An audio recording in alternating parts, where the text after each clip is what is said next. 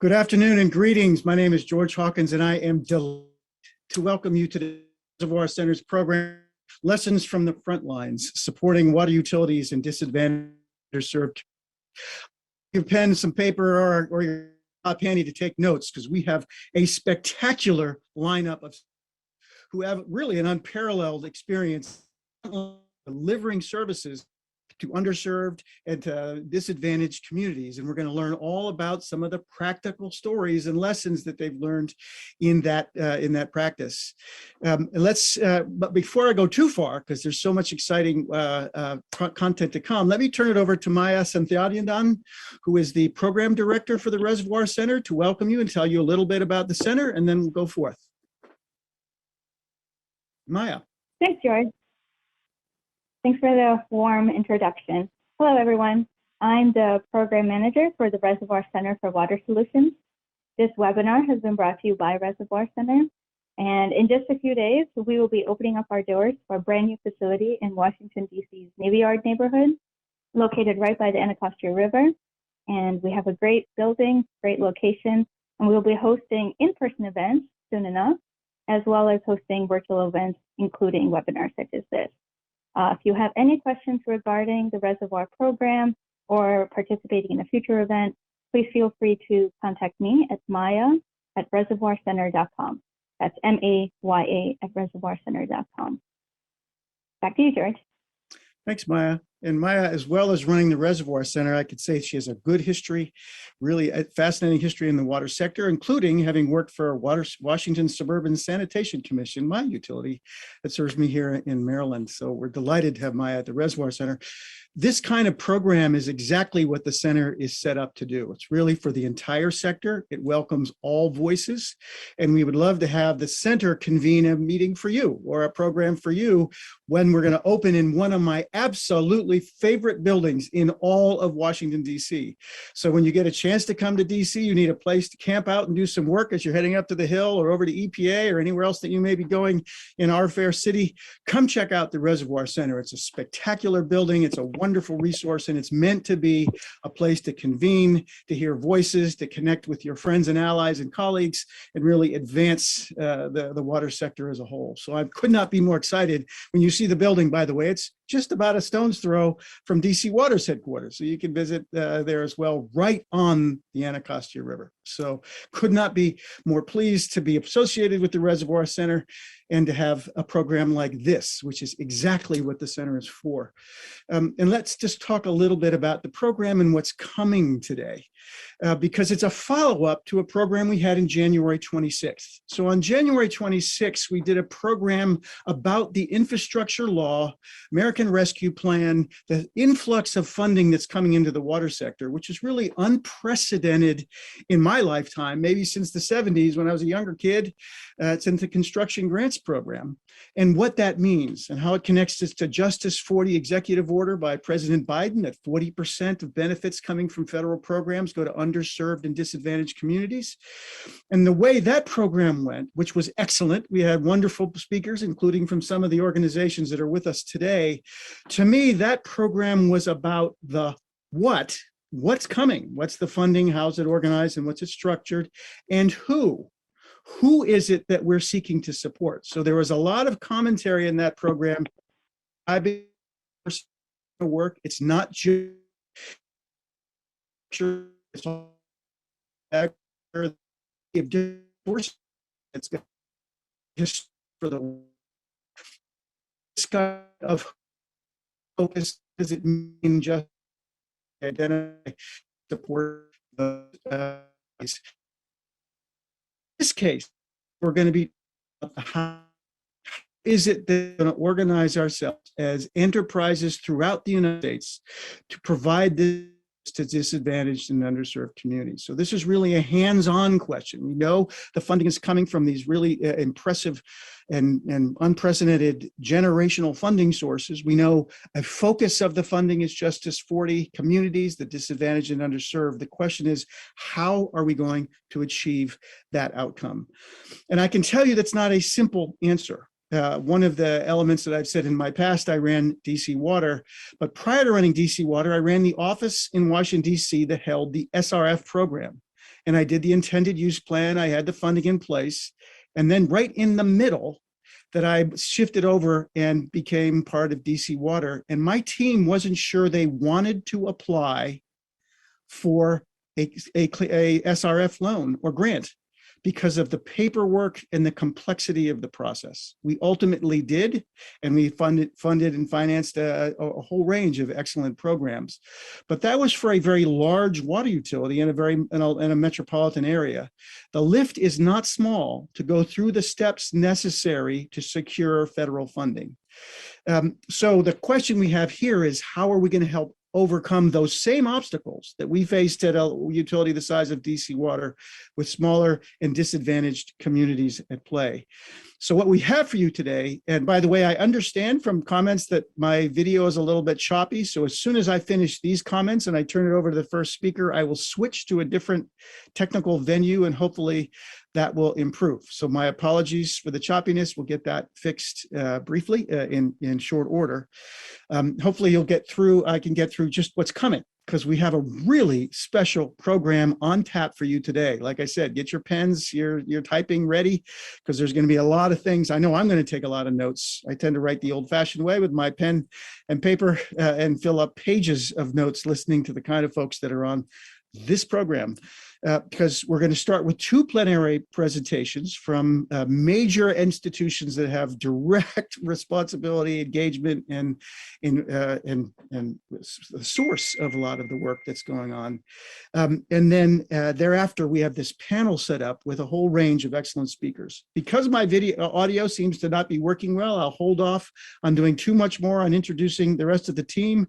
And instead, we'll go right to our first speaker, which I'm really excited about. We're all excited here in Washington, D.C., where I'm still based, that Karen Detmer has come to join us. We enticed her to the district, or Radhika did, over at the Office of Water at EPA from Milwaukee, where she has a very distinguished background. She was the superintendent of Milwaukee Waterworks. She has a background in watershed groups, Brownfield Task Force, Bicycle and Pedestrian, Public Works Coordinator, redevelopment authorities. And what I loved reading about her background is how many different issues that she's connected with: redevelopment, public works, pedestrian and cityscapes, as well as a direct responsibility for water utilities, because all of those issues are bound up into the kinds of improvements that we seek to support with infrastructure funding. And she's now come to Washington, D.C. to be the managing director for infrastructure implementation. How about that for a title? And how about that for a moment in time where she's got the right job at the right place with the right experience to do the right work? So Karen, I'm going to turn it over to you, and I'll see if I can get my audio solved while you speak to the crews. Over to you, Karen. Well, thank you, George. And let me just say, if you ever have an opportunity to be introduced by George for a presentation, take it, because that was just phenomenal. I feel very blessed for where I've come and that I've been given the opportunity to join the EPA's Office of Water to do this such important work. We have such an unprecedented time, and to steal a phrase from Assistant Administrator for Water, Radhika Fox, this is water's moment. We have been asking for this. And as George mentioned, I came from local government, working for the city of Milwaukee as most recently the Public Works Director, and concurrently as the General Manager for the drinking water utility, but working very closely with our sewerage district as well, and know how important water is. George mentioned my varied career, primarily in local government, but I also worked as a consultant in the past. And I will say that I really truly was a Jill of all trades in public works until I found water and really just decided that this was the place to be. So I welcome you all to that motivation as we embark on this. And I will just go ahead and get right into the slides. So first, let me just give a really quick overview on the bipartisan infrastructure law. We're approaching the 6-month anniversary of the law being signed by President Biden. And so many of you are very familiar with this. If you were like me as the general manager of the water utility, I was waiting on the edge of my seat for that first funding and that first implementation memo to hit the hit the internet and get more information on how we can utilize this funding. And similar to George, I came from a larger water utility in Milwaukee, Wisconsin. We served 860,000 people. And we had the capacity and we had the funding to well utilize the state revolving funds over a number of years. And it was no small feat even for a large utility. So I'm very excited that in the bipartisan infrastructure law, we have $50 billion, the largest single investment in water that we have ever made on the federal level. And it's a long time coming, right? So we want to make sure, and I am so excited to be a part of the team that is tasked with ensuring we reach every part of our nation and we promote this investment in water infrastructure to ensure that our smallest and most disadvantaged communities are well versed and are well positioned to take advantage of this funding. Much of this funding will be put out as grants, not as loans. So in the past, we've had a number of grants provided to the states that were put out as loans. This funding has a requirement for principal forgiveness loans or grants, and I'll get a little bit more into those details. So really exciting for disadvantaged communities to be able to take great advantage of that grant funding to get water infrastructure projects done. And the bill, the $50 billion that's provided to water infrastructure in the bill, or as some of you may know it, the Infrastructure Investment and Jobs Act, is tasked over 5 years. So we have an opportunity, even if your utility is not ready to be able to utilize this funding and needs to build up that capacity, we have a plan to get you ready. We have assistance that will be available to get you ready to apply next year as that funding gets rolled out. Really exciting. So this is just a little bit about the overall funding that we have and we're tasked with spending. We have 5 different pots of funding. And what's exciting about this in this particular moment in time is that we have specific pots of funding for emerging contaminants, both on the clean water and drinking water side. And particularly coming from Milwaukee, I'm very excited about the federal investment in lead service line replacement funding. A specific $15 billion that is going out to replacing lead service lines and also to help communities put together their inventories. So the total funding is to be put out over 5 years. And with that, we have, as you can see, I'm not going to go into too much detail on this, but with that 5 years, we have a couple of opportunities to really hit the ground running with our clean water SRF funding, the drinking water SRF funding, emerging contaminants for both, and lead service line replacement, but also ramping up over time so that we can make sure that we're well positioned in those first couple of years to provide some technical assistance to communities that may not have built up the capacity to apply for this funding.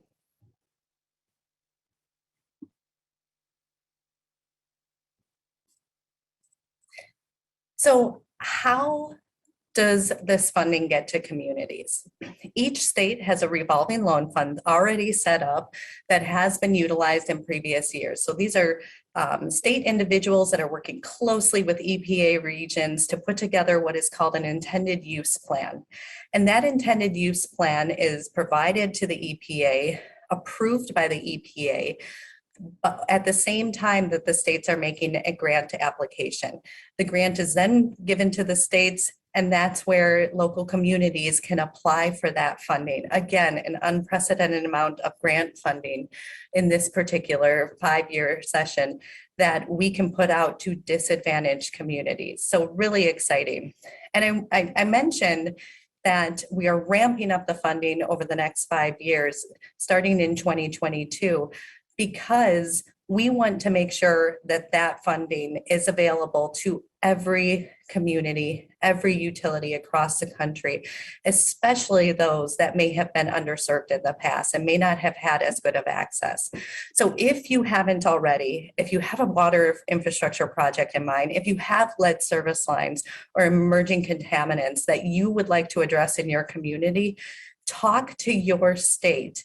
And I have some contact information at the end here, but get in contact with your state, even if they've already provided the EPA their intended use plan for fiscal year 2022. We have many years to come that we can provide some additional funding for and make sure that your project can fit into their intended use plan in future years. Many states have already submitted their IUP, but many states haven't yet for fiscal year 2022. And they have the opportunity to submit that intended use plan through the end of the year. So we want to make sure that if you aren't already talking to your state, but you have a project in mind that you think can be funded, get in touch with them, make sure that you're getting in early, having the conversation of how your project can fit into their plan. So what can that project look like? I mentioned lead service line replacements and addressing emerging contaminants, and of course, traditional infrastructure projects, drinking water treatment plant and pipe upgrades, clean water, stormwater treatment plant, clean water treatment plant and pipe upgrades or infrastructure, stormwater infrastructure, green infrastructure, all these projects with available funding. And again, I can't say it enough, grant funding for one of the first times ever to be provided to those disadvantaged communities. So a little bit about our bill implementation goals. I think you can probably pick up on some of them based on the number of times that I've mentioned disadvantaged communities and grant funding. We are clearly targeting these resources to get grant funding out to communities who have not been able to build up the capacity or build up the engineering technical guidance to get these projects out in their communities and ensure that they have safe, clean drinking water, that they have a valid wastewater system that is able to remove and treat their wastewater and return it back to their source.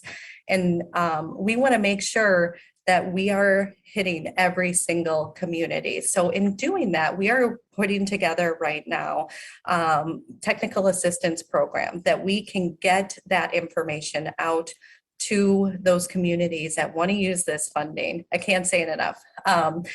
We are ensuring that the state programs that have long provided technical assistance to communities to utilize those funds are being supplemented, that we're leveraging those programs.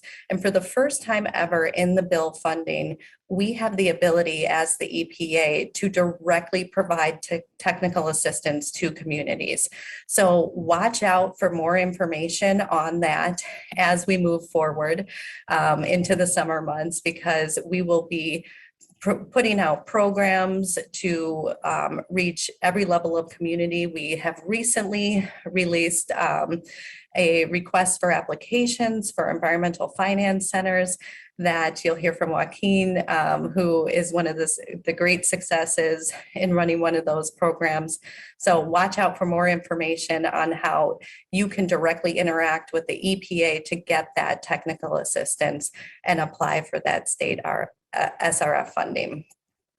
Of course, we want to quickly, efficiently, and as fast as possible, make sure that we are getting help to communities funding to communities and technical assistance to replace every single lead service line that exists in our nation. And some communities will have to start with a lead service line inventory. So we have plans to put out funding and technical assistance to get communities started, and are excited to start that program likely this summer, where we will be going out and making sure that we are getting those resources in each and every state so that communities can be well prepared to start their lead service line replacement program, get that inventory in place for the lead and copper rule revisions and the lead and copper rule improvements that are expected to begin in 2024. And of course, tackling emerging contaminants. PFAS is something that is on all our minds lately, as we get more information, as we see information coming out from states with health advisories and new regulations. We want to make sure that communities are well positioned to have that information in place to address, if they have PFAS in their drinking water supplies, to address PFAS that may be going to their wastewater treatment plants as well.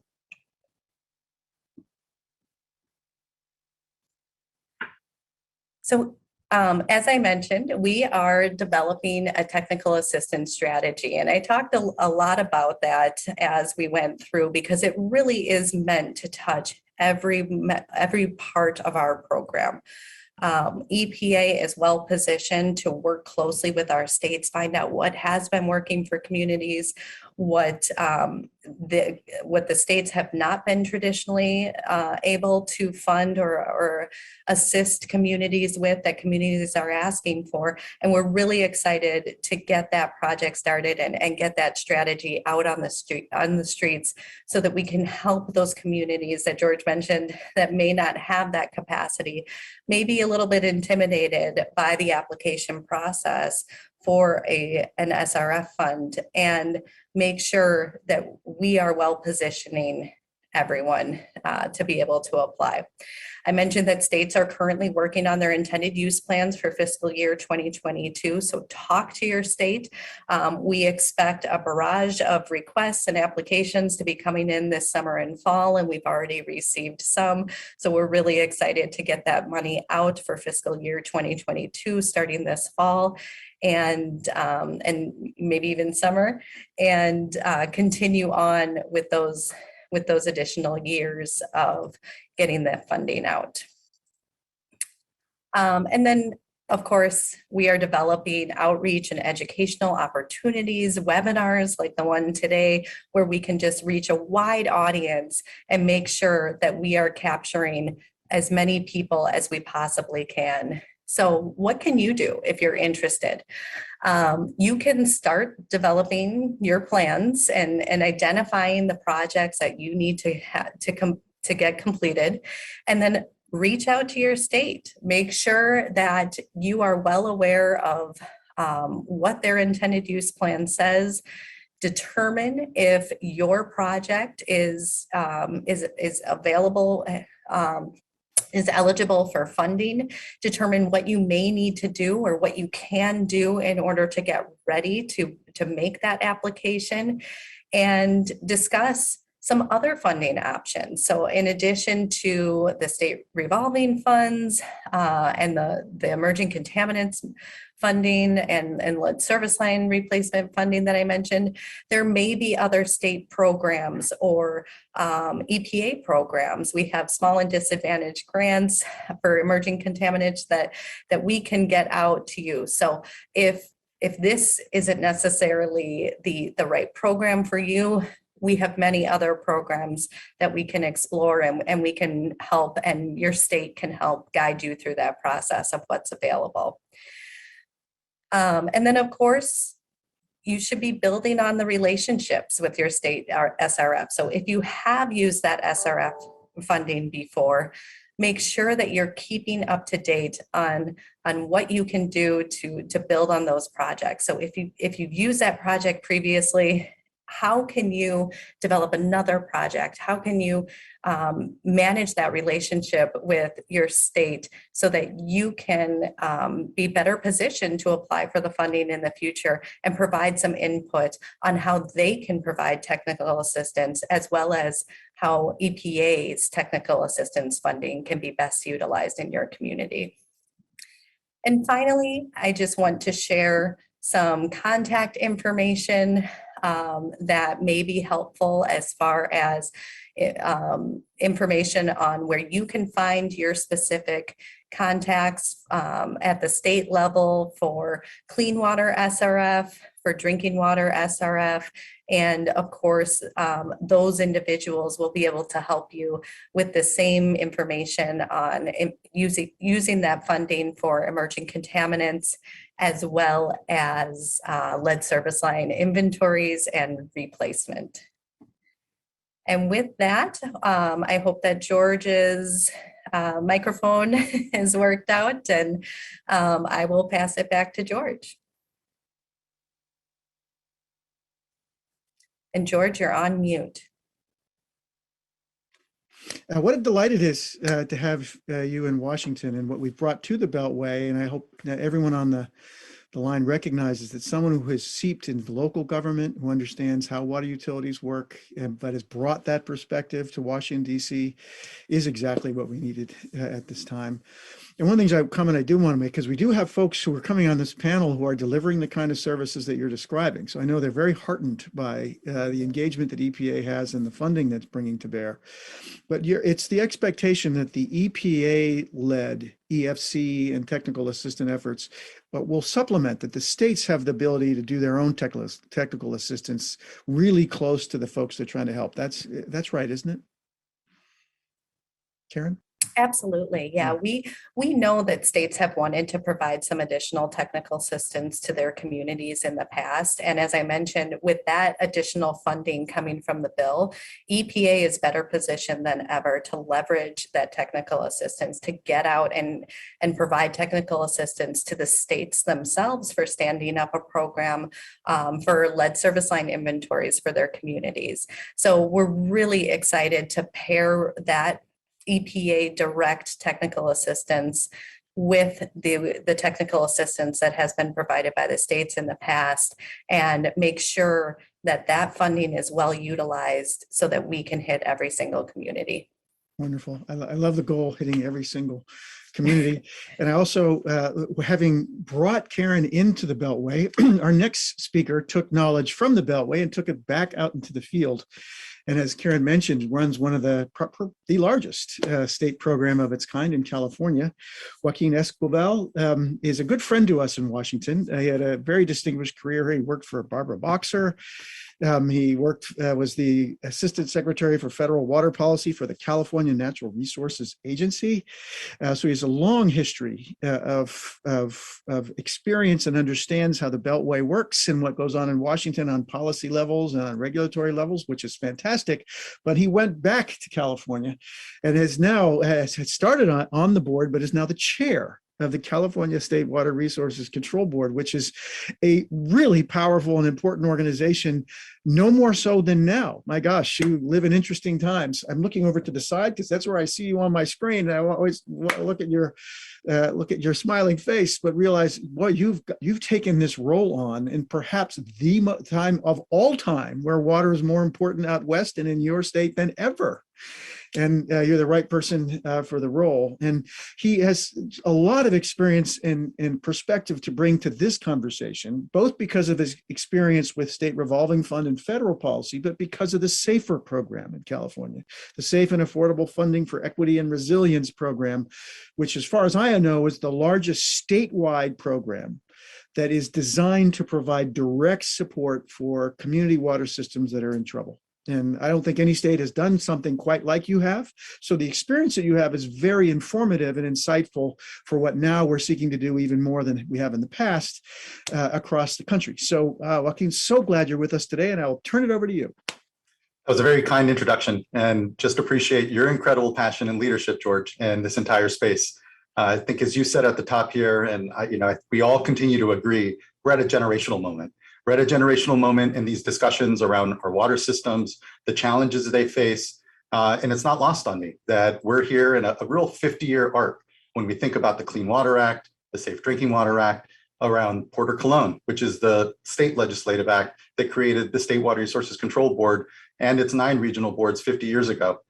So I feel very fortunate to be part of what is a huge effort, and here a culmination of many years of communities that have not equitably received the benefits of so many investments that we know we've been making. And here, though, amongst our smaller systems, amongst our most vulnerable communities, access to clean water is not a universal thing. It is, in fact, something that many communities have and continue to have to struggle for the last decades. And so when we think about the challenges facing our water systems, when we think about drought, when we think about the extremes of climate change, aging infrastructure, contaminants of emerging concern, all of that rests at a local level. And you either have the means and the ability to pay, to fund and pay for the infrastructure improvements that address those things, or not. And increasingly in California, we saw the case was not. Just a quick, there's a lot I would like to cover, but just a quick introduction to what the water boards is. We 50 years ago were united, a water rights office and pollution control boards into the State Water Resources Control Board and our 9 regional water quality control boards. On the water quality side, we set at the state board level, we're a 5-member board full-time, and we set statewide water quality standards and programs and frameworks under which our regional water quality control boards actually permit so many of the programs I'm sure many of you are familiar with, like the National Pollutant Discharge Elimination System, other state programs like our Irrigated Lands program that are based off of our state authorities. But all the source and water quality protections live within that side of our house. Additionally, the state board also oversees water rights in the state of California. So we administer the quantity and quality discussion that is so important to think of in a single one water truly perspective. And this was 50 years ago that the board was then created.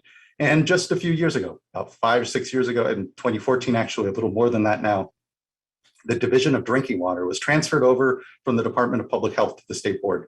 And that really completed what is kind of a one water approach for a state entity, where we're also now setting maximum contaminant limits for drinking water systems. We oversee our nearly 3,000 water systems in the state of California, community water systems. And that's not the thousands that then include our those below 15 permanent connections or households on domestic well supplies.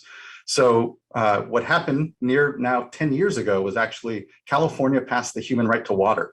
I think it's important to kind of peg that moment here as a series of steps that California took to really get a better handle on the challenge of small communities not being able to access clean water and begin to chip away at the challenge. So after that law was passed, the Division of Drinking Water was passed over to the board. And then just now in 2019, just a few years ago now, we passed here in the state of California, the Safe and Affordable Fund, which allowed us to create the SAFER program that George talked about here. So that all those steps were very much a culmination and a real understanding that the level of service and the challenges that are faced by our smaller systems are different than those of our larger systems. And what we have in California, like I said, are about 3,000 community water systems. Actually, 400 of the largest provide well over 90% of Californians with water. These are large urban water agencies, over 10,000 connections. And when you look at our funding traditionally from the state revolving fund and from our programs, do very well, have the technical capacity, the lawyers, the engineers on tap to be able to navigate the program, draw down dollars and resources, and help contribute to the affordability of our systems, which is really driven by the quality of the water that is the source of those systems. You look at across any place in the state, and we're dealing, like many of you, I know all of us truly across the nation, with legacy pollution issues, let alone those that are emerging. And these economies of scale play really heavily into our ability to actually meet additional MCLs that are being considered. I think of PFAS standards that will further mean that there may be systems out there no longer meeting maximum contaminant limit requirements. There, we've had about 300 systems, and here, I'll delve into more, but that number has stayed somewhat relatively flat, even with a lot of focus these last years on those systems. And it's because it's not just about the failing systems that certainly were really, especially as the Division of Drinking Water was first transferred over, the board passed a resolution around the human right to water, and our focus was on the failing systems. How do we identify them? How do we better categorize them, understand their needs, and begin to understand how to better fund them? And there, the Safe and Affordable Fund, when it was passed in 2019, is really important because although we have the state revolving fund, although we have loan forgiveness and other grants, what we didn't have was an ability to spend on operation and maintenance. And going back to this economies of scale, these economies of scale and the importance of that to systems, about 95% of our violations, our maximum contaminant violations, actually come from systems under 500 connections. And so, being able to identify those systems was really important. But what we've been able to actually do, and is such an important part of SAFER, is our drinking water needs assessment. And that's been allowing us to say, well, what are the systems that are at risk?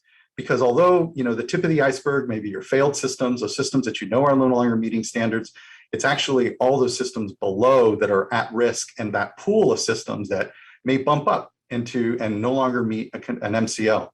We get money, we address the issue, but it may be a few years without a stable ratepayer base to maintain the infrastructure, that system is actually back on our list again. We're seeing them again, they're back. And it's again about the sustainability ultimately of these systems and really taking different strategies, and is why SAFER and this drinking water needs assessment has been a critical part, because it's allowing us to use data to better just see our own communities. And so there, I will ask to, I can bring up an image. I'll bring up an image here of the drinking water needs assessment next to me. But also, someone also shared the link already for me. So thank you. I was going to share it here in the chat. I'll go ahead and hit paste as well. And please do start to explore this tool. This was just actually released last week. Our first needs assessment was actually for systems below 3,000 connections. I think it was 3,300 connections, and we did it last year. This is an ongoing needs assessment that we will be doing. And in fact, this year we were able to go up to 10,000 systems of systems with 10,000 connections. And when you look at the dashboard and you start to explore the tools, what you'll find is that we did a methodology around affordability, around the technical, managerial, and financial capacity of the system, and really took a comprehensive approach to what we know as household level affordability, which ultimately adds up to a system level affordability and ability of a system to meet MCLs and be able to continue on.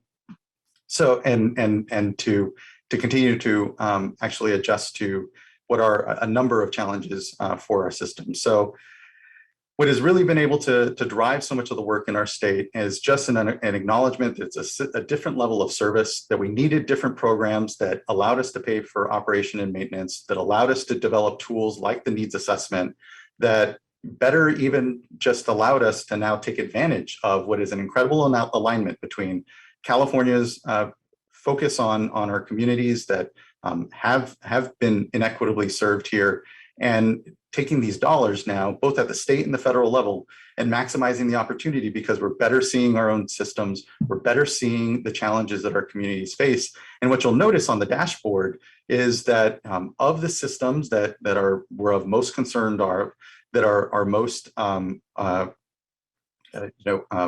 vulnerable and at risk, they haven't received the majority of funding. We have a number there around funding from 2017, and what you'll notice is those largest systems that we still haven't touched, those above 10,000 connections in the assessment, have been receiving the majority of the funding from our programs. It's really important for us to be honest with our own data around where our dollars have gone, where communities have been missed, And so this tool is, just an incredible advancement in our own understanding of our challenges. And I think is our most, shining example now as we implement SAFER, as we really focus on this generational opportunity to do better by not waiting for systems to fail or waiting for communities to come to us to be seen, but in fact, flipping that service model a bit. And here the state better providing through technical assistance, through technical understanding and data here are opportunities to better address these challenges we know we're all facing. So hopefully that was helpful. I look forward to actually learning, for as much as California may be doing okay in this space, because we're still at the start of what is going to be a really sustained need and effort to bring universal access to clean water, to clean air, to all the things that we recognize we need for our communities as the basis of our modern economies. To really bring that level up is going to require all of us to really dig in, understand the vulnerabilities within our own communities, and drive to the solutions. So really appreciate this, George. And thank you for the Reservoir Center and everyone here. Looking forward to this discussion. Well, I'm so delighted by your presentation, and I hope everyone heard some really key points that I know I have on my list to follow up. The experience they've had in California, identifying and finding the utilities that we want to help. Because in Moonshot's work, you'll hear from Andy Cricken. We'll hear from Andy Cricken a little bit later, but finding the right utilities and bringing them to the table is not easy. And also that you have a diagnostic tool based on data for what current conditions are. And that's really the tool that you've already developed, I think, can be very helpful in other places. So I'd love to learn more about it, and I'm excited to. Actually, one of our biggest contingents at Moonshot, or we call it Moonshot West, because we have so many people from California. It's really a state defined by water issues. So thank you for being with us today, and we'll bring you back when the conversation questions come, because I know there will be many. Now let's get to this incredible panel we have set up. We have a whole series of speakers. Rather than introducing them all at once, I'll just introduce them as they come. When I was a young lawyer, environmental lawyer, I remember I used to look to California and New Jersey. I always felt that those two states were states you always watched for various reasons to know what was going on in the environmental world, maybe because they were facing some of the biggest challenges early on. And I got to know in my 10 years that I spent in the Garden State, David Zimmer. He is the executive director of the New Jersey Infrastructure Bank. It's an important name because he not only runs the SRF programs and water investments, but he does other infrastructure investments too. So he sees the parallels and the strengths and weaknesses of various programs, how they can work together and maybe sometimes not. And when he came to that job in New Jersey, he brought an incredibly diverse background in finance. I mean, having worked for lots of banks and investment banks and putting transactions and deals together. So he knows this field. And when I was in New Jersey, I always admired the program that he ran. We have a lot to learn from David. So David, over to you. Thank you, George. Am I coming in loud and clear? You sure are. Okay. So appreciate the introduction. Let's go back to, Karen's comment. She did a great job explaining a lot about both how SRFs work, as well as the $50 billion for water infrastructure that we're anticipating receiving in the upcoming 5 years for each of our programs.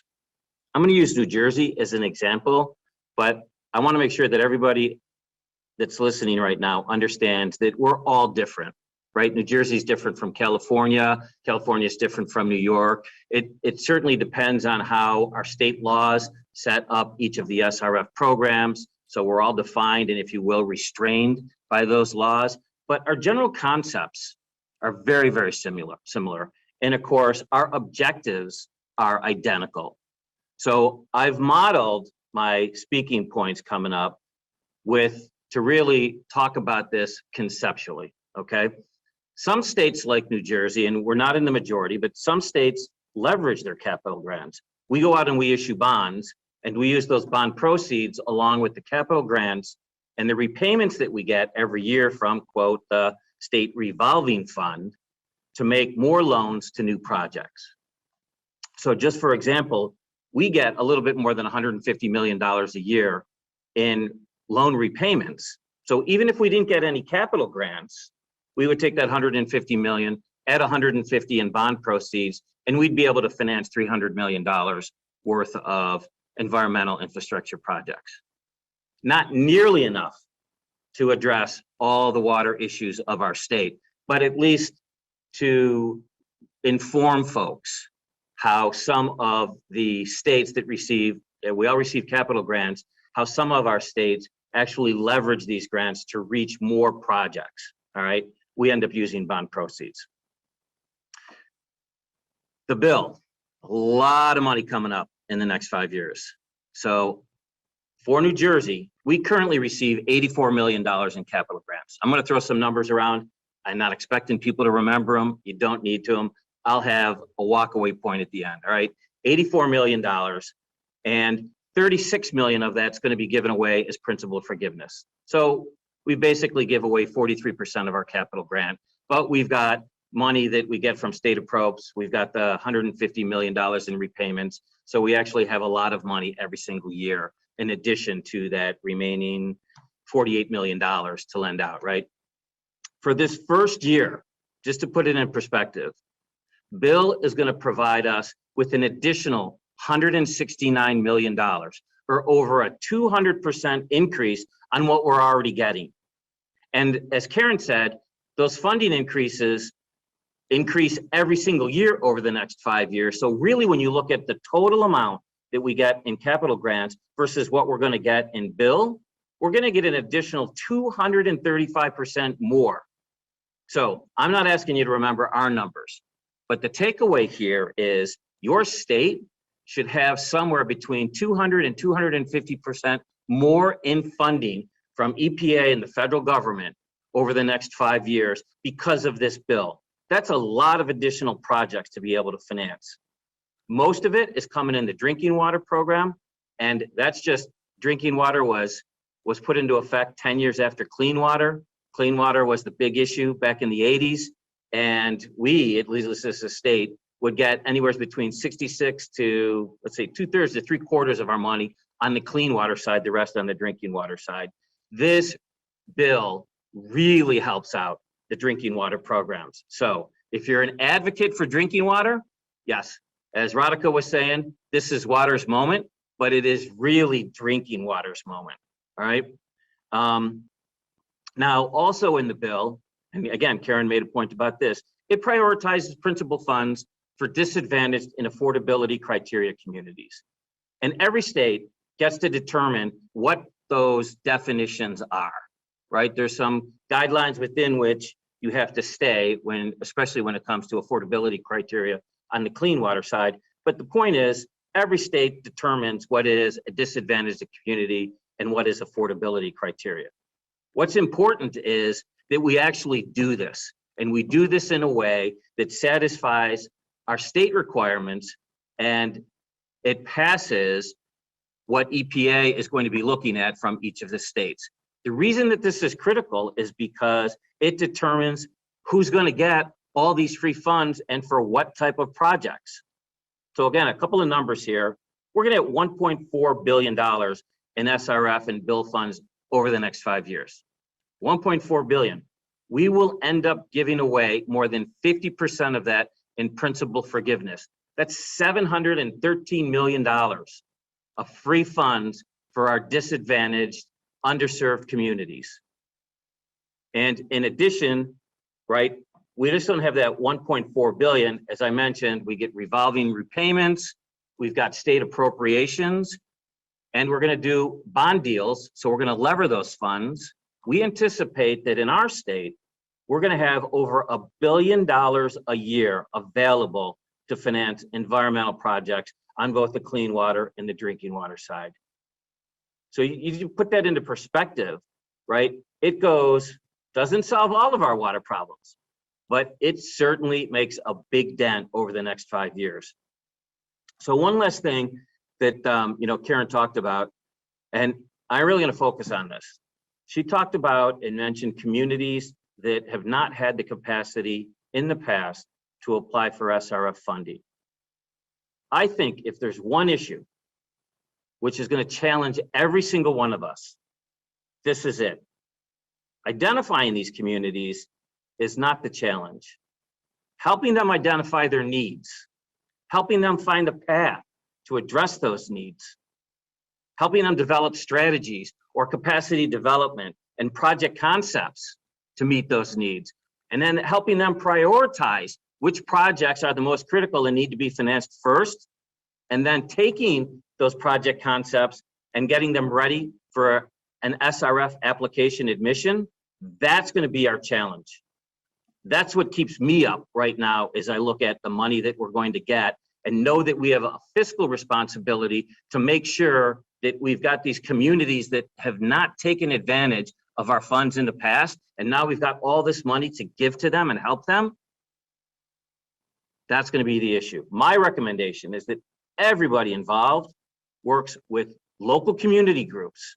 You need these folks for trust and introductions, state professionals like ourselves, SRF programs, for assistance in financing, and then of course EPA and the EFCs to provide guidance and TA. I'm going to leave folks with one practical project guidance. I'm going to talk about lead service replacement projects.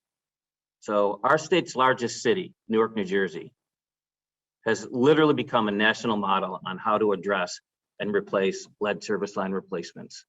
And a lot of credit goes to the mayor of that city, Ross Baraka, who worked very aggressively with the state, with our SRF program, and with this county, Essex County.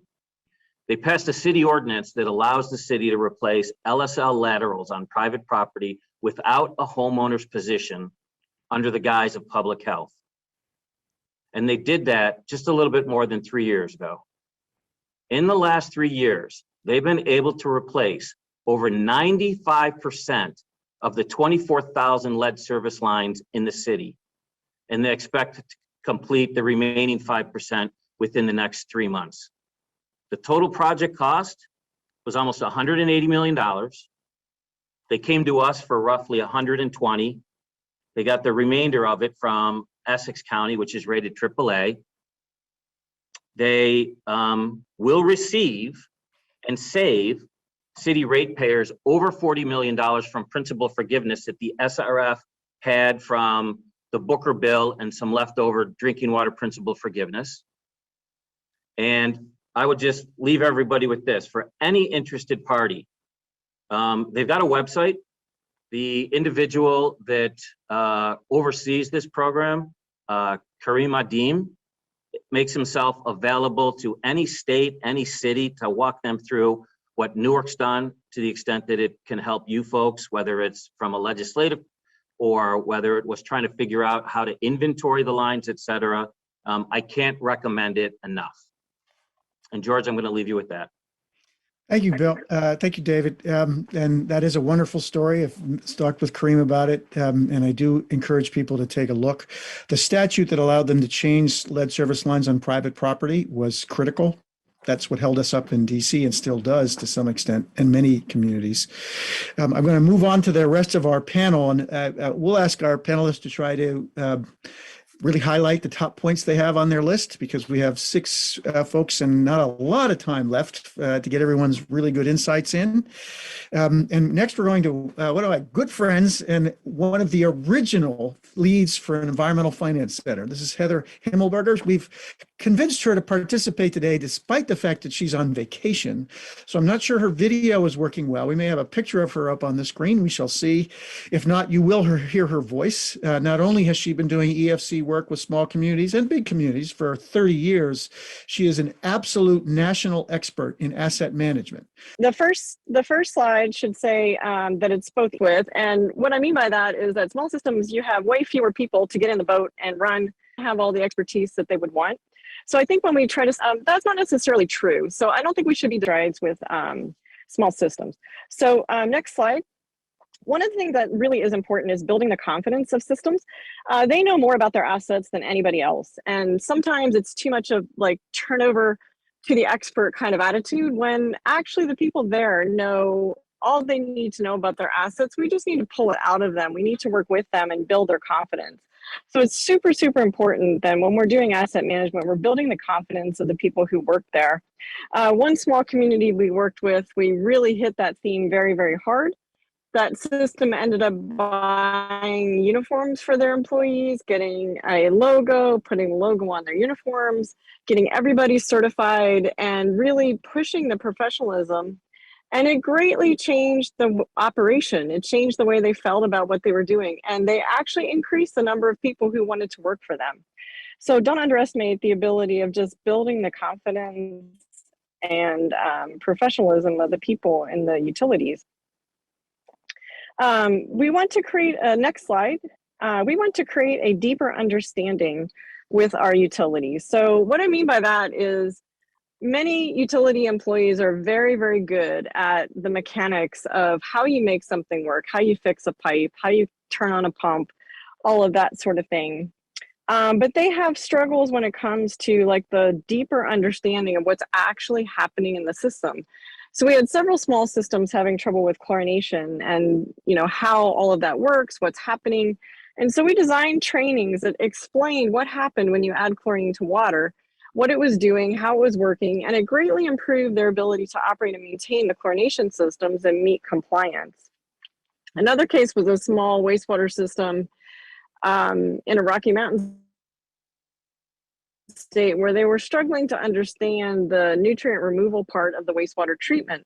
And it was very complicated. It had oxic zones, anoxic zones, and low oxygen zones. And they didn't really understand what was actually happening in the units. They just knew there was supposed to be air or not. And it really affected their ability to set the system properly, understand if things weren't working right. So we really were working with them to try to help them understand the process that was going on behind the scenes so that they could have more ability to operate and maintain the system. Next slide, please. We also want to talk about using asset management to solve systems problems. And the question I get asked the most is, why would a small system ever want to take on asset management? And they look at it as like an extra thing, where I don't. I look at it as the way you do business. It's not an extra thing. It's just how you do business. And the biggest reason they should take it on is that it can help them solve problems. And that's something that you really want to do, is solve the problems you're having. So things like systems who had that problem, they could now find all their valves, the number of turns, direction of turns, all that. Other system we worked with in Alaska had a terrible time finding assets, especially in the winter. We worked with them to identify all their water and wastewater assets. And they use that system every single day, and it has a term operator to retire without having to be called back all the time to look for assets. Next slide. We also want to think about asset management as dealing with compliance. So we don't always think of it that way, but one of the levels of service that we want every utility to set is meeting compliance. So it is important trying to accomplish with asset management. So you can use asset management and asset management tools to collect compliance data as part of your asset data collection.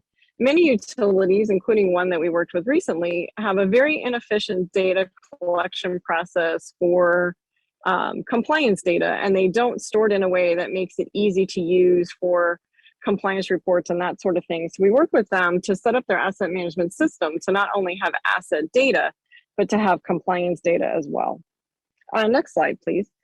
We also believe peer-to-peer education is really important in implementing asset management. So systems helping each other is super, super critical, because they know better than anybody what has worked for them, what tips and advice they can offer to one another. So oftentimes we'll have trainings where we set, and they get a chance to share, you know, what works to each other. And that is a really effective way of training. And the final slide is the results can be very rewarding. So it can be hard work to get systems to go down the path of asset management, but the results can be really, really rewarding. So one particular example was a small system that was headed down the path of replacing all of their pipe.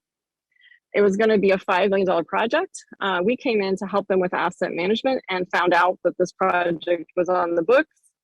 We were able to use a lot of data to show them they did not need to do the pipe replacement project, but there were other things they could do for much, much less money that would improve the level of service. They ended up doing a $50,000 project, so orders of magnitude less, improved the level of service for their customers, did not put the system in debt, and it was a great project because we were able to use asset data, work with the system, and avoid having to spend all that money. So there can be huge rewards in monetary terms, but also in the people and how they learn more about their system, understand what they can do with it. And so if we can actually get systems down the path of doing asset management, I think we'll have some great successes.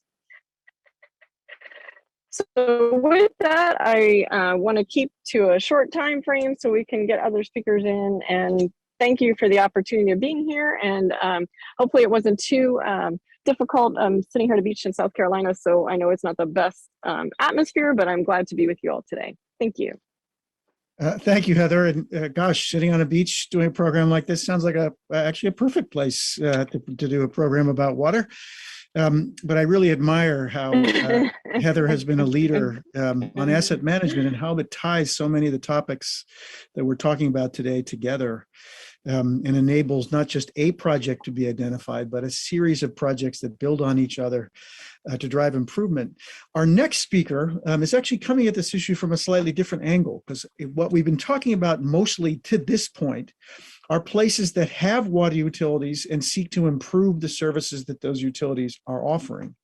And what Julie Wachter does for Dig Deep is work in many communities that don't have any water or wastewater services at all. As amazing that is in our fair land in this day and age, that there are many places that have poor and inadequate service or on-site services that are failing, brown pipe systems that are really staggering, and admire the work that she does as the Chief Program Officer at Dig Deep Water, which does work all around the country on tribal lands, but also in communities throughout the country that really need to deliver services in the first place. And I know that EPA and the states are interested in helping this kind of dispersed, distributed system improve and what the steps are. So we're delighted that Julie's with us here today. So Julie, over to you. Thank you so much, George. I appreciate the kind introduction. It's such an honor to be part of this discussion. I also want to thank George as well as our friends at the Reservoir Center and Xylem, including Maya, Al, Josh, and Jen. You've put on an incredible program today. I know I've been learning so much. And I also want to thank Karen Detmer and her trusted fellow leaders at EPA for driving such monumental changes for water and disadvantaged communities that we get to discuss today. As George said, my name is Julie Wachter. I'm the Chief Program Officer at Dig Deep. Dig Deep is a human rights nonprofit that partners with communities across the U.S. seeking running water and effective sanitation. In addition to our research, storytelling, and sector building work, Dig Deep has community-led projects in 3 areas across the country: on the Navajo Nation, in Texas Colonias, and in rural Appalachia. Through these projects, we aim to model and develop centers of excellence that demonstrate how the water access gap can be closed in our lifetimes. In 2019, research by Dig Deep and the U.S. Water Alliance with Ms. Radhika Fox found that more than 2.2 million Americans lack access to running water. Fortunately, I think everyone on this call today agrees that it's firmly within our reach to close this water access gap within our lifetimes. Our research was an important starting point, but now that we know the scope of the problem, there's a lot of information we still need to find out. Who exactly are these 2.2 million that lack running water? Why do they lack it? Is it an affordability issue? Is it inadequate technology or simple infrastructure? Dig Deep recently studied massive economic losses created by allowing these Americans to live without running water at home through lost productivity at work or school, time spent collecting and paying for bottled water, increased healthcare costs, and premature losses of life. Next month, we will be reporting that the water and sanitation gap is losing the US economy $8.58 billion each year. But we can't improve what we don't measure. Once we have better, more comprehensive data and disaggregated data, we can assign effective service models to the communities who need them the most. So this brings us to our experience at Dig Deep. Through our programs, we've found 2 primary paths for providing first-time water access, depending on the context of the community. First, when possible, we can extend water lines for utilities to help them expand their systems into nearby neighborhoods that don't have water. We've found this to be highly successful for our projects. In both Appalachia and the Texas colonias, we've found neighborhoods within just half a mile of municipal water lines. We've worked with key local partnerships to extend these water lines to provide people with first-time water access. Sometimes there are donut hole communities that exist, like in Tierra del Oro Colonia in El Paso here. We can see that they're completely surrounded by water lines. Many communities we've talked with like this have petitioned to join the nearby utility for decades without success.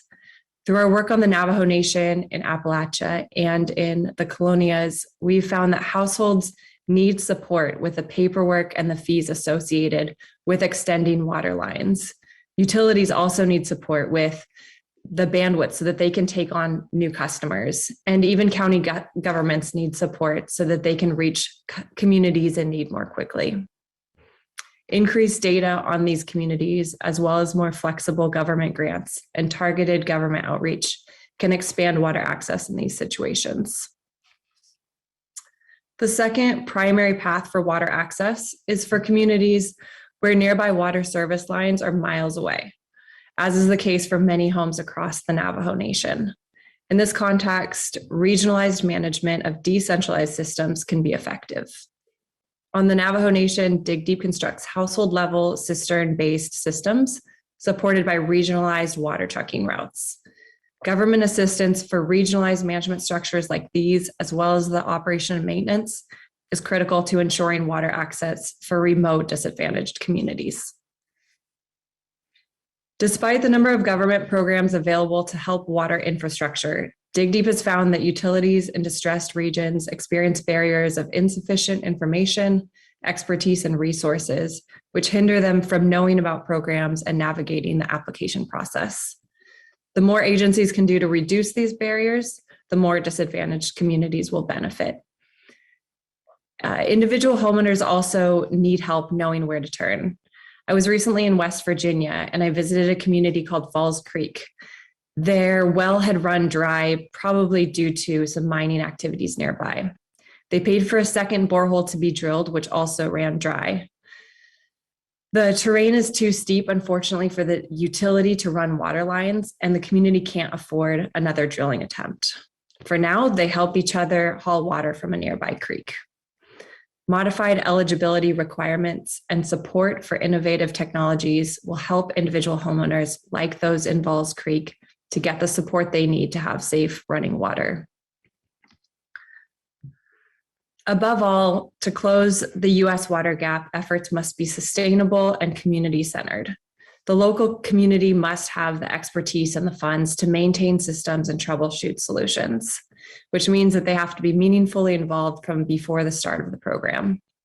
With proper planning and support, emerging infrastructure funding like the bipartisan infrastructure law can add billions of dollars to the US economy, saving lives, creating more resilient communities, and closing the US water gap. Without considering these aspects, it is possible that disadvantaged communities will slip back into the water gap. Again, this brings us back to the importance of improved ongoing data collection and using that data to create effective and sustainable service models with localized solutions embedded in the full context of the community. Thanks again for listening. This is an incredibly important conversation, and I'm really grateful to be a part of it. Thank you, Julie. You really brought home some very specific stories that are really, I don't even know what word to use. It's hard to realize, and Moonshot has been able to partner with you in a few cases, which we've been blessed by, but it's such important work. I will say to the rest of our speakers in our audience, I hope you're willing to stay over a few minutes extra because we're running a little bit behind. It's not surprised given this whole program could be used with each one of our speakers, let alone all of them. So hope you'll indulge us with a few extra minutes to hear who's coming. And next is my friend, Andy Cricken. He's the managing director at Moonshot Missions. He's an incredible career, came out of Princeton as an engineer and went to Camden thinking, I think it was going to be a summer job, Andy. And then he stayed on for 34 years, worked his way up through the ranks from a program engineer. Then he was the chief engineer and then the chief executive, and has one of the most stunning stories of a turnaround for utility I know of anywhere in the United States, if not the world, where over a series of 20 years, able to improve almost every measure, affordability, resiliency, environmental outcomes, and reduce rates in real terms by 40%. And who funded a lot of that work? It was David Zimmer at the New Jersey Infrastructure Bank. So it's a story of SRF funded optimization, efficiency, resiliency, and affordability. Andy, over to you. Thanks very much, George, and thanks so much for the opportunity to be on this amazing panel. And thanks, of course, to our friends at Xylem and the resource. It's just an incredible opportunity to bring people together in the water sector. So thanks to everyone. I have basically one major takeaway, and that is that, and I think everyone on this panel would agree, that everyone is entitled to safe drinking water and clean waterways, no matter where you live or who you are. And this SRF program really is a way to make sure of that. And this new investment of funding is a tremendous moment in time, a tremendous opportunity that we have to take advantage of. Success for this program will not only be about getting more dollars out, but especially getting more dollars out to those who have not received it before, as David Zimmer was saying, as Julie was saying, as all the previous speakers were saying. So it's really critical to make sure that we are able to get fund communities that haven't received the benefits of the SRF program to the program and then through the program. So I'm going to talk about three main things. First, the benefits of the state revolving fund, and George described a little bit of my story that I'll tell. And then second, the barriers to the state revolving fund. And then third, the importance of technical assistance in overcoming those barriers. So first, let me start with the benefits of the state revolving fund. As George indicated, I worked for many years at a utility in Camden, New Jersey. Camden is one of the most underserved economic distressed communities in the United States, has a pre-COVID median household income of $26,000 against the national average of $62,000. A very poor community, no grant writers, no parks department, no Office of Environmental Affairs, they're very low resourced. I worked for the regional utility there, and as George said, used the state revolving fund program to significantly improve the wastewater treatment plant. So we were able to improve our effluent quality, put in odor control facilities, get the plant off the grid with green energy projects, all funded through the SRF. So the plant is a net zero treatment plant, eliminated combined sewage flooding and overflows in the city of Camden, eliminated septic systems and underserved communities in the more rural parts of the county that didn't have sewer service and connected them into the regional sewer system. Did all that through the state revolving fund, and were basically able to hold our rate for 24 years. And as George said, when you factor in inflation, that added up to a 40% rate cut. So specifically, when we started this program using the state revolving fund in New Jersey, our rate was $337 per household per year in 1996, which is over about $525 in today's dollars. But in 2020, the rate only went up to $352. So that represents, with inflation, a 40% rate cut. So we were able to realize all these environmental improvements, water quality improvements, public health improvements, getting septic system communities off the septic systems and into sewers, all while holding the rate, and all through the SRF. And that was without a little bit of principal forgiveness, but largely it was the state revolving fund. And the reason for that is because of the long payback periods. In New Jersey, it's 30 years. The interest rate was about 1%. So the operational savings from those improvements, because new equipment results in lower electricity costs, lower maintenance costs, lower sludge disposal costs, because you're drying the biosolids that more. So our operational savings actually exceeded the debt service. So in real time, we were actually cash flow positive while upgrading the entire system. So that is the benefits of the state revolving fund. But how to get those benefits to underserved communities? Like I mentioned, Camden City, they didn't have the capacity to apply for funding. They lacked certainly the resources to get to the program and through the program. And they also, in some cases lack the political will as well. Some communities aren't willing to, go through the process of funding a project, implementing the project, et cetera, especially maybe they're near retirement, want to kick the can down the road for successors. Elected officials may not want to raise rates, et cetera. So the key for underserved communities is helping them get to the program and through the program. And so the benefits of technical assistance are as follows. First, as I mentioned, and Heather gave an example as well about this peer-to-peer assistance, our regional utility assisted Camden City and got them through the program and got funding for the city that enabled them to get the benefits of the SRF program. I see the SRF program as very much like a buried treasure, but underserved communities lack the shovels to dig up the treasure. So by investing in the shovels and getting them in the hands of the communities, we can help them get the same benefits that my utility realized in Camden County. And with Moonshot, I'll give you a quick example. The underserved communities that haven't applied for funding don't have the resources. The one silver lining about that is that there's a lot of low-hanging fruit because they haven't gotten through their most important, obvious projects. So some quick examples. We assisted Perth Amboy and Paterson, New Jersey, looking at their long-term CSO control plans and identifying, in the case of Perth Amboy, a savings of $85 million. That was obvious, to the resourced community, but to an under-resourced community that didn't have a water engineer, didn't have someone to look at it. They were just submitting the plan that way. In Paterson, we were able to identify a $25 million savings. In the case of Cimarron, New Mexico, they'd been on a boil water alert for several months. By sending someone out there, we were able to fix the problem within a day. Again, because there's a lot of low-hanging fruit with under-resourced communities. The city of, going back to Packery, going back to peer-to-peer, the city of Packery, New Mexico, had a problem with arsenic. It happened to be only maybe a 15-minute drive from Albuquerque, New Mexico. We reached out to our fellow utility manager in Albuquerque. They came and they indicated they could interconnect for Packery so they could eliminate the arsenic problem, all in a matter of like a few days. So the point is that, to summarize, the State Revolving Fund is a tremendous program. And this additional investment, adds to the benefit possible for the water sector, but underserved communities have not, historically been able to get the benefit of it. So in order to make the program successful, we need to get these communities to the program, by identifying them and proactively getting them to the program, ensuring that they do apply, and then helping them through the application process. And if we do, we will find a significant amount of low-hanging fruit, like the examples in Perth Amboy, Paterson, Packery, and Cimarron, and in Camden, New Jersey, to make sure that underserved communities do get the benefit. So, as I said at the beginning, the one takeaway that everyone in our country deserves safe drinking water and clean waterways. The SRF program is a great way to make that happen. We need to get assistance to these communities. Thanks for the opportunity. I'm looking forward to hearing what's next. Thank you, Andy, and bless you for those stories. It's so great to hear what positively can be done, and that we can do this in an organized fashion like you did in Camden, and how we've been able to help in many of the organizations.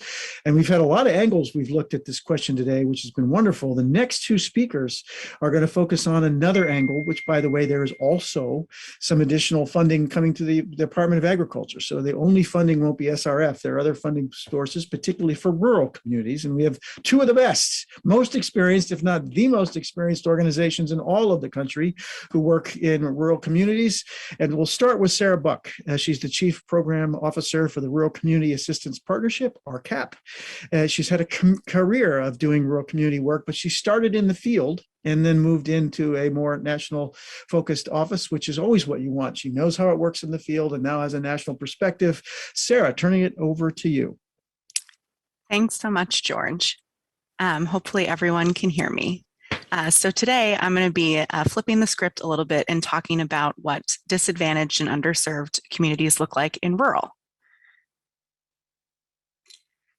Some of you may be familiar with RCAP, but others may not. So I'm just going to touch briefly, since we're running a bit behind, on the RCAP network. But we are a group of 7 nonprofits that work together with over 300 boots on the ground staff in all 50 states, the US territories, and on tribal lands.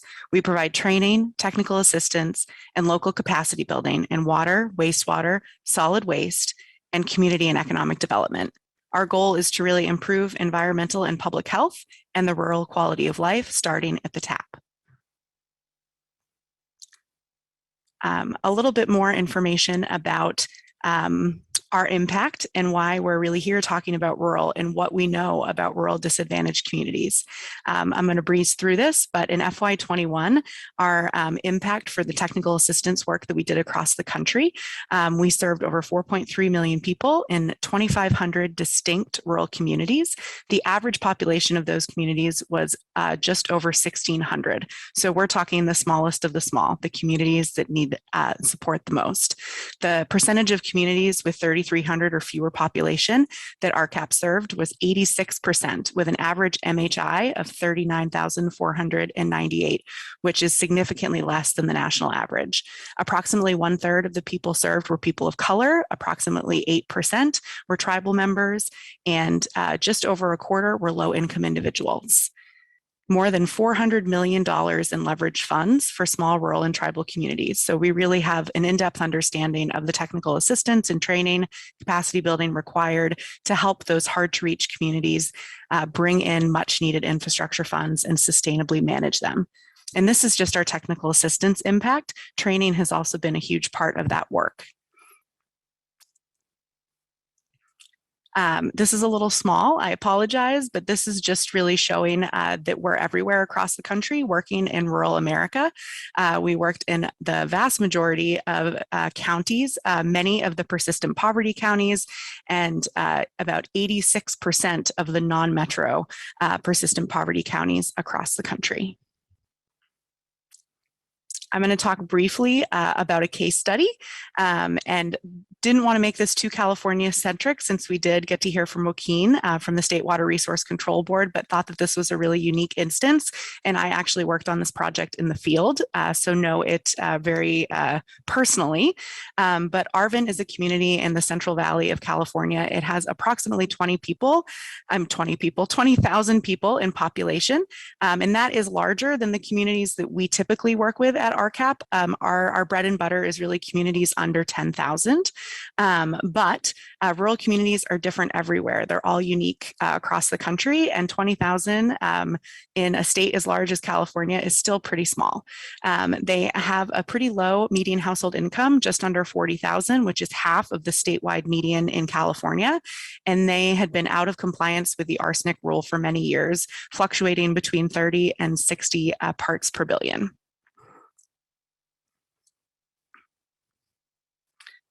So with Arvin, many of you may know that arsenic is a chronic contaminant. So it's not just that it's not going to make you sick the first time you drink it, but it's really after many years of drinking water with arsenic in it that it makes you ill. So that is why we really thought in terms of both interim and long-term solutions. Long-term sustainable solutions for our rural communities is our end goal. But since it took 20 years from the time the arsenic rule first came out to when they were finally in compliance with a new arsenic treatment plant online, the interim solutions are often really important. So the interim solutions in Arvin were part of our Agua for All program, which was initially supported by the California Endowment and increases access to and consumption of safe drinking water in schools.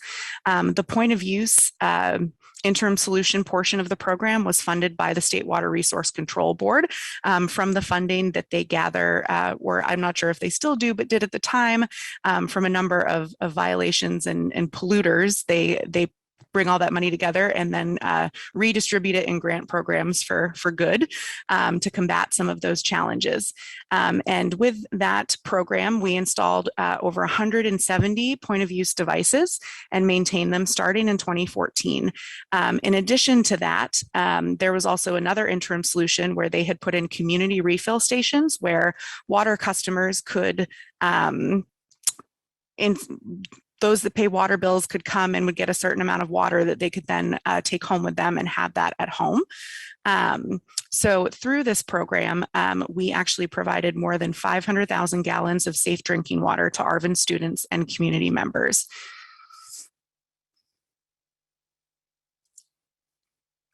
So a few lessons learned. The main points of my conversation today is that It really takes a village. Both the interim and long-term solutions in Arvin and all across the country require the efforts and collaboration between the municipality, the water district, if it's separate from it, multiple TA providers and other nonprofit and community organizations, the state, EPA, in this case, because we were working with schools, especially the school district, and then other site owners that hosted some of these point of use arsenic filters and filling stations. My next point is that educating and empowering utilities and local government leaders and the community at large / customers is key. Everyone needs to be bought in for a solution to be accepted and sustainable. Thinking outside the box and using innovation is important. Interim solutions at this scale at the time were pretty unheard of, but you shouldn't just go with the tried and true always or cookie cutter approaches, especially since our rural communities are all unique. Fourth, infrastructure projects, especially in small and rural communities, take a long time. So understanding that folks want to get bill money on the ground, they want to get it spent, they want to see impacts, we 100% agree. We want to build efficiencies, we want to remove barriers, but we also don't want to rush the process. So much pre-development work is required and technical assistance to make infrastructure projects happen in these kinds of communities before they even get to the construction application. And I don't want to steal one of our other speakers' thunder later, but especially when you're talking about regional collaboration projects, they can take an especially long time, but sticking with it, being patient is worth it in the long run. And then lastly, affordability and sustainability are paramount. The federal and state funds that are coming out of bill and others only pay for the capital outlay. They don't pay for the ongoing operation and maintenance or debt repayment in the case where folks are getting a loan and not just grant or principal forgiveness. So building local technical, managerial, and financial capacity is so important to continue to care for and maintain this really valuable infrastructure.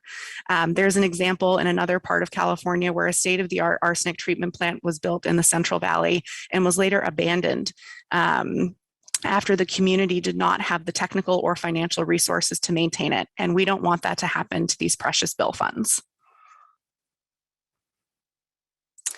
And with that, for more information, if you want to hear more about Arvin, you can check it out on our website.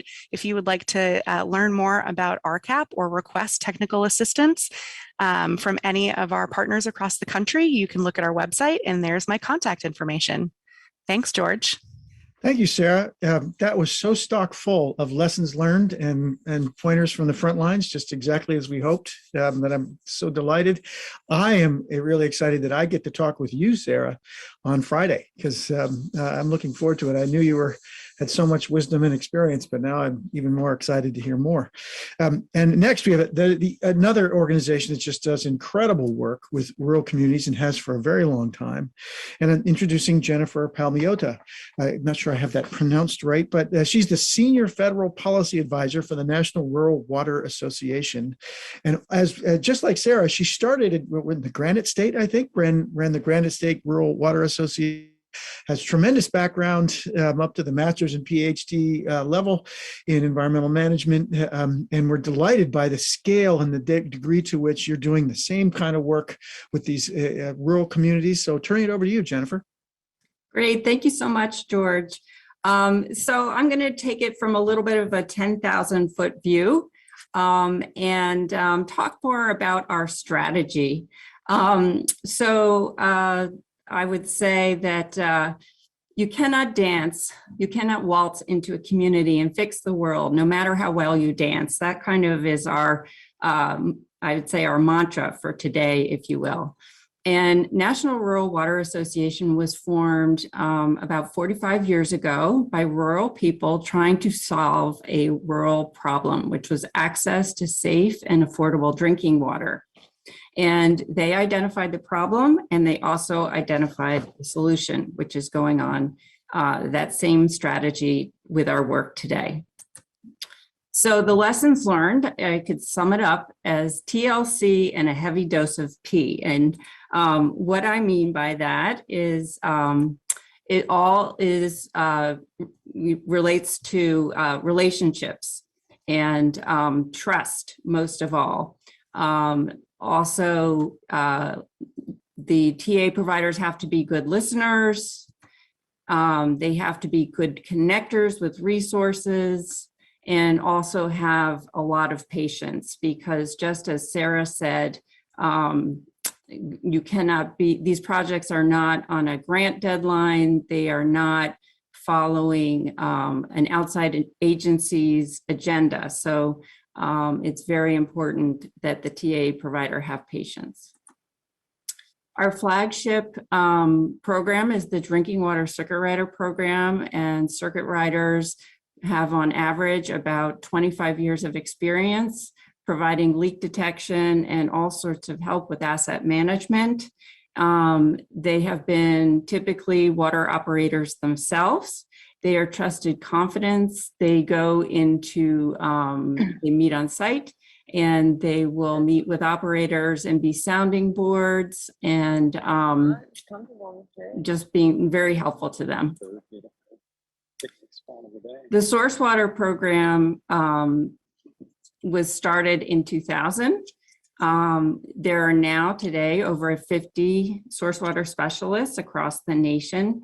They work with steering committees, so very much on the local level, and they are looking at the steering committees come up and identify the local problems and also put forth the local solutions. So the source water specialists are connecting the steering committees with resources and other professionals that might help them address a solution.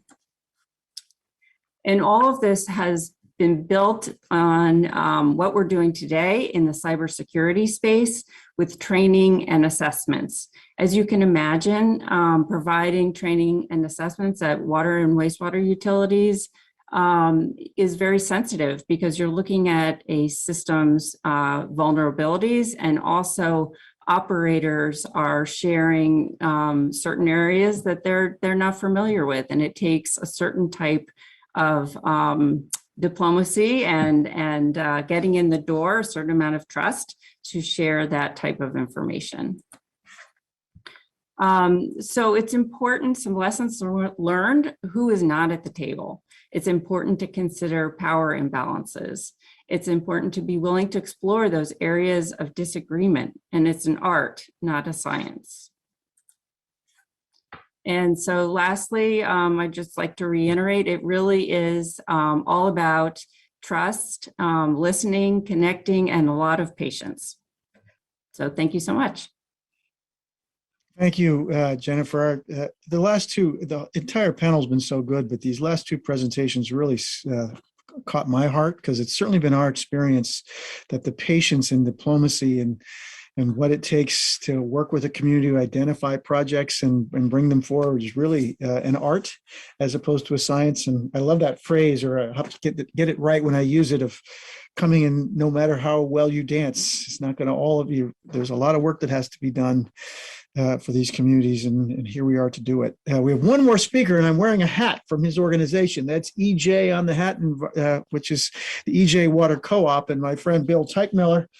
Bill has been the head of EJ, I think 21 years. Am I right about that, Bill?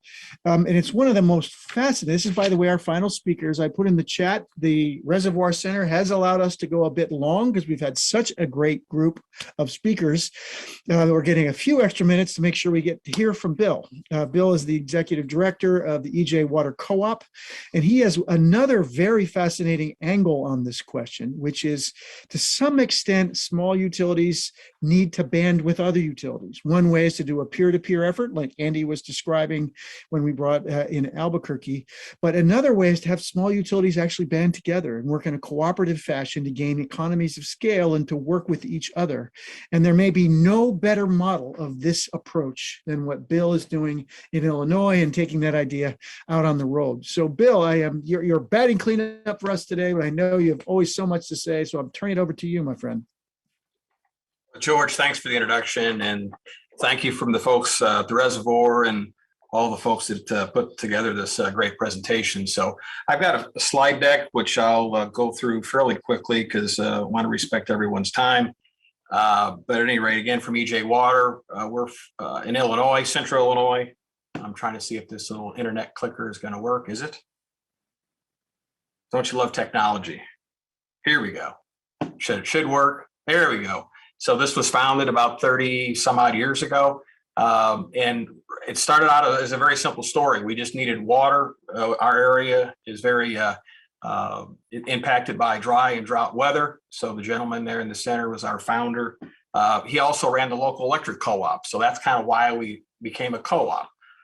We're in central Illinois. You can see St. Louis and Indianapolis. So those that understand the geography in the Midwest. I've had a lot of growth lately. This is kind of where we do. So let me break this up to you. Our utility services, I think about 30, 40,000 people in terms of the retail component. We also wholesale to probably about another 20, 25,000 people. So we have a very large wholesale operation. We also do work under what we call the Co-op Plus model. And what that Co-op Plus model is this partnering model that George has mentioned. This is where we're actually doing work for other utilities, allowing them to basically stay in business, providing whether it's back office, licensed operator. We've shared water towers with some facilities. We're doing a project right now where 6 towns outside of Decatur, Illinois, don't have good source of treatment. And we're actually building a world-class treatment facility right now. So we're banding together 6 villages. And then we'll also be buying water as well. So we did that on another co-op called United Regional Water. So we don't really care what the model is, but the co-op model seems to work fairly well, especially in rural, because most people understand what agricultural as well as electric co-ops and how they kind of function. We also have an outlier in Ohio. So that's our good friends from RCAP. We do partner quite a bit with RCAP, and we've got a couple, I call them philanthropic projects, because you don't make any money on these small little towns when they only have 30 to 40 to 50 connections, but they need service. So that gets back to this idea of disadvantaged communities. So we've kind of found this balance of taking, economically, advantaged communities and tying them together with disadvantaged communities, which allows us to kind of normalize rates and provide, services that the smaller utilities can't do on their own. So we've got about 85 partnerships in some 48 communities. And that's what we kind of have to date. And then some of these partnerships, these towns won't mean anything to you, but what we've been learning of late is we're really understanding the role of water, sewer, and now we're providing fiber to the home, because we got into the fiber business here about 5 years ago. So we're putting together this entire program of laying fiber optic along with, for meter reading and SCADA. And that's had a big impact on allowing some of these towns to be connected, especially during COVID and the pandemic. This remote work has really hit rural in such a dramatic way. And so a lot of younger families have been returning back from more urban work, and now they're living here, which is great for the schools and the economic development of our young communities, to have jobs that once was unheard of. Now they can work remotely, but you got to have fiber, and of course you got to have water, sewer, which is what we're talking about today. The last thing I wanted to mention, since I've got a little bit of time, everybody talks about rates, and I hear about that all the time. Oh, rates. So we decided to do a little focus group at our annual meeting. George was kind enough a few years back to speak at one of our annual meetings. And so some of the folks on the call know who David St. Pierre is. David works with George and Andy as well. So David and I decided to do a little bit of a banter back and forth. And so we posed a poll question: is what's important to you? And that's posted here on the slide. And of the respondents, there was 155 different members or customers that responded. 51% of them said water quality was more important, and actually water rates was number 3. Number 2 was sustainability and reliability. And that's what I wanted to close with some comments here. One of the things that I've learned in 20 years, smaller systems, and there's, we talk in the industry, there's some 50,000 plus water systems. 83% of those, though, are really pretty small systems, under 500 connections or less. And they really don't have the ability through scale, because our business is extremely, it's high capital, low margin. There's just no ability to pay a licensed water operator today on staff. The little systems just can't afford it. So most of that's all contracted out. However, the problem you're going to get into is that how do you keep these how do you keep these systems sustainable? Other speakers have been talking about this, but one of the things we've learned with boots on the ground is that we're not just providing TA like obviously RCAP and World Water. We're actually becoming the utility that's doing the work, and it's a shift in mindset to cooperatively do things together. And so we've had pretty dramatic results. And that's why, George, oftentimes, and I myself at EJ, we get talked about how do we do regionalization? And then ultimately we do consolidate utilities. That's something that happens over time, because as trust is built, we often find that a lot of elected officials will ultimately say, hey, we've had enough, and how do we get to the next level? Next level oftentimes is joining the co-op as members. And we did 8 acquisitions last year, ironically. So to date, we've done something about 25 of them. So we've done quite a few acquisitions. But our main thing is just providing a quality of life the cooperative way. And, love to have any kind of questions or chat on what we do out here in Illinois. We're having a lot of fun. But I appreciate George and the team having us join you guys today. Thank you, Bill. I did really enjoy, that's where I got the hat I was wearing, was when I came out to your annual meeting, which was quite something. It was in a big gymnasium in a school, and it was just filled. And it was mainly rural community folks who looked like they'd come right off the farm fields to come to your meeting. But what I love about his mission and the way they do regionalization and consolidation is it's a co-op. Everybody benefits to the degree to which they're able to find savings. That savings is reinvested in the water services or in the rate structure that is for the people that served. So it's owned by the people who are getting the better service. And I just love the model. We are at 4:46, so we've gone 16 minutes over. We could have gone 60, 70 minutes over. We had just so much experience and wisdom on this call and content. Unfortunately, that doesn't leave a lot of time for questions from the audience, because I know we've had a great audience today. You've heard a lot of material. I hope what you have, if nothing else, is each got lots of nuggets of ideas and information for what we're going to be doing as a sector going forward with the federal funds that are coming our way. We've heard incredibly important mission messages, and you've also met and seen some really important people to know. And one thing I'll say about every single person who's been on the program today is they're all open, friendly, interested. They're committed to the cause. And if you reach out to them and ask them questions, they will be there to follow up and engage with you, to provide more thoughts and ideas about how we go forward. Because I know this is just one panel of many. We have at least 5 years and probably longer in front of us. So it's a long road, a long marathon that we're sprinting at the moment. But just so delighted. Thank you to our panelists. You all not only were wonderful speakers, just for the wonderful work that you do. God bless you for it.